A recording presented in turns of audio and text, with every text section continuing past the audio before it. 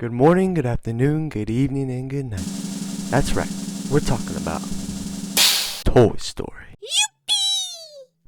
Toy Story, the first completely computer animated feature-length film released in 1995 by Disney and Pixar. Now, if you just want to skip to where I review the movie, like a little tiny baby who has no attention span and only wants to watch jangling little keys, then you can skip to the timestamp I'll put below. But if you're a grown adult with a huge mustache and taxes to pay, then I'm going to talk a little bit about how this movie was made. Now, Pixar was not bought out by Disney until 2006. So all the way back in 1986, Pixar was its own separate corporation with its majority stockholder being Steve Jobs. Yeah, co-founder of Apple, Steve Jobs. The director, John Lasseter, was a huge believer in the mid-80s that computer animation was going to be the next big thing in film. So what did Disney do? They canned my boy. They kicked him to the streets. But Steve Jobs hired him on at Pixar. And in 1988, he would make a short film called Tin Toy. And if you've never seen this film, the baby is freaking creepy, dude. He's got the biggest dome on planet Earth. I mean, this man's going to be solving black holes and finding the origin of the universe. I mean, look at that thing. But regardless, in 1989, it would receive the award for Best Animated Film, the first computer animated film to ever do so. Now, Disney saw this and thought they might have made a mistake. So they tried to hire him back. But my boy was too loyal to Steve Jobs and said he wouldn't leave him, forcing Disney to have to work with Pixar, something they never did. They never liked to work with other corporations. Now, Pixar, they were downright broke. They needed money bad. So they wanted to work with Disney desperately. So in order to get a deal done, they gave up the whole bag, man. They gave them everything. Disney ended up having the rights to the movies and characters and the ability to make any sequels without the involvement of Pixar. And what did Pixar get? Some pocket lint and string. They got 12.5% of ticket sales and the ability to use their own team. But they did come together to finally allow writing to begin. Now, originally the story was supposed to be about Tinny and the Dummy, two best friend toys that get lost on a family vacation. But Disney chairman Jeffrey Katzenberg suggested that the two characters have conflicting personalities until they're forced to work together and would eventually become friends, which was a great idea and what would become the story for Toy Story. Luckily, my man Lasseter was smart enough to realize that Tinny and the Dummy, that ain't cool enough. So Tinny would eventually become a space-themed G.I. Joe. That would be Buzz Lightyear. Now, it was actually character designer Bud Luckey who would suggest that the ventriloquist dummy actually be cowboy-themed. Now, interesting enough, the character Bo Peep was supposed to be Barbie. And Barbie was supposed to have a larger role in the movie, eventually having a scene where she saves Buzz and Woody. But Mattel refused to give up the licensing for the character. But they did get the script finalized in 1993 and production will begin. Actors Paul Newman, Robin Williams, and Clint Eastwood were all considered for Woody. But Lasseter would land his first pick in Tom Hanks. Now, originally Lasseter's first pick for Buzz Lightyear was Billy Crystal. But Billy Crystal turned down the role because he believed that the animation would not be successful. Idiot. Now, a huge list was considered for Buzz after that, including Bill Murray, Chevy Chase, Jim Carrey, Jason Alexander, Dan Aykroyd, Matthew Broderick, Kevin Costner, Michael J. Fox, Richard Gere, David Hasselhoff, Michael Keaton, Wayne Knight, Bill Paxton, Dennis Quaid, Kurt Russell, Adam Sandler, and John Travolta. Now, eventually, Lasseter would settle on Tim Allen, who was already working with Disney on the show Home Improvement. Now, production would not go as smoothly as planned. Disney chairman Kitzenberg would continuously make huge changes to the script and characters, eventually veering from the movie that Lasseter really wanted to make. Now, it would get so bad that Disney considered scrapping the entire movie altogether and halted production. Stop.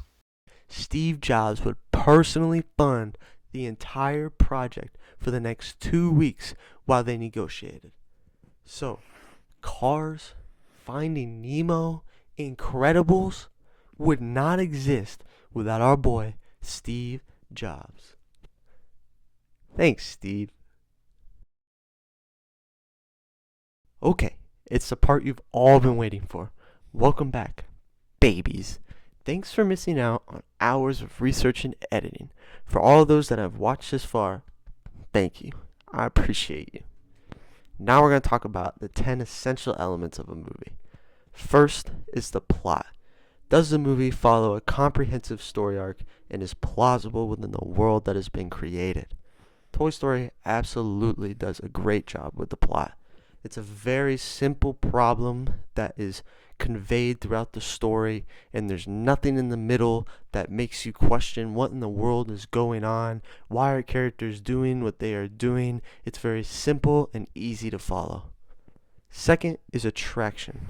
Does the movie have an interesting premise with a high entertainment value? This is where Toy Story knocks it out the park. Toy Story is one of the best ideas for a children's movie ever. I think so many people can relate to the idea of wondering, what do your toys do when you walk out the door? Third is theme. What message or truth is the movie trying to convey? Now, this is a topic that everyone's going to feel a little different on.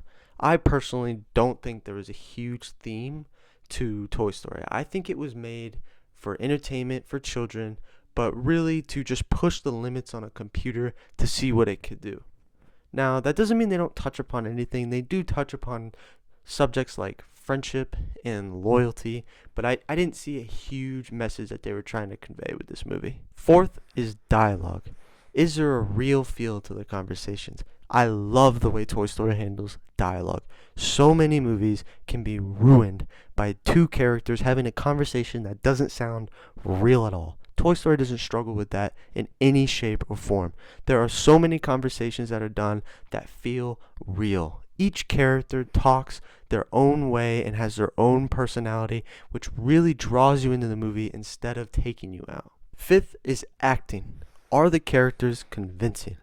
Now, Toy Story is strictly voice acting, but I cannot give enough credit to the people that voiced all of the characters in Toy Story, especially Tom Hanks and Tim Allen, but everybody did a great job. There wasn't a single part of the movie where I felt like someone conveyed a line that wasn't what the character was doing and it took me out. They all did a fantastic job of voicing their lines. 6 is cinematography. Is there a creative use of lighting, setting, and wardrobe to convey emotions? Again, Toy Story wasn't really made for cinematography. However, I will say the scene in Sid's room with all the messed up toys that are stuck together, they did a great job of making you feel uneasy and scared. I always hated watching that part as a kid. 7 is editing. This is all about the pacing of the movie. Now, weirdly enough, Toy Story is about an hour and 20 minutes, and it feels too long. It's a relatively short movie, but every time they get to Sid's section, I think it just draws out and it's just a little too long. This movie probably could have been about an hour and 10 minutes, and I think it would have been perfect. 8th is soundtrack. Now, the soundtrack is done by Randy Newman. It's not bad, but it doesn't blow me out of the water. You've Got a Friend of Me is a good song, but when we're talking about music in film, there's nothing about this that's going to blow me away. 9 is kind of a catch-all in directing. I think the previous 8 sections all make up directing. The director is in charge of coordinating all of these different aspects of a movie and putting them together to make a cohesive film. And for his first ever film, Lasseter does a fantastic job. This is a great movie. 10th does not apply to everybody, but it does apply to this movie. Does it stand the test of time? Now, this movie is almost 30 years old, and I will still watch it. I think unfortunately it is affected by the fact that a couple other Toy Stories have been made. I think people prefer to watch the other Toy Stories, but this being the first one, I will watch this movie again. I will show my children this movie again. It's a great movie, and I think it has absolutely stood the test of time. Now, reviews. Rotten Tomatoes critics section gives it 100%. The audience section gives it 92%. And IMDb gives it an 83%. I think I have to agree with IMDb here. The movie is by far not perfect. There's no way it's 100%. It does have its faults, but it is a good movie. And I just think 92 is a little too high with the scope of every movie that's been made that I can think of and I have seen.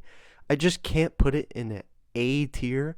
I think this movie is a B. It's a really good movie. I will watch it for a long time, but there are definitely movies that are much better.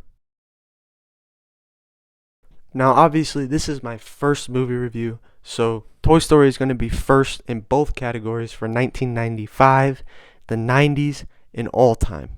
So make sure you comment another movie you want me to review. Otherwise, I'm Mr. Majoritarian. Stay classy, San Diego.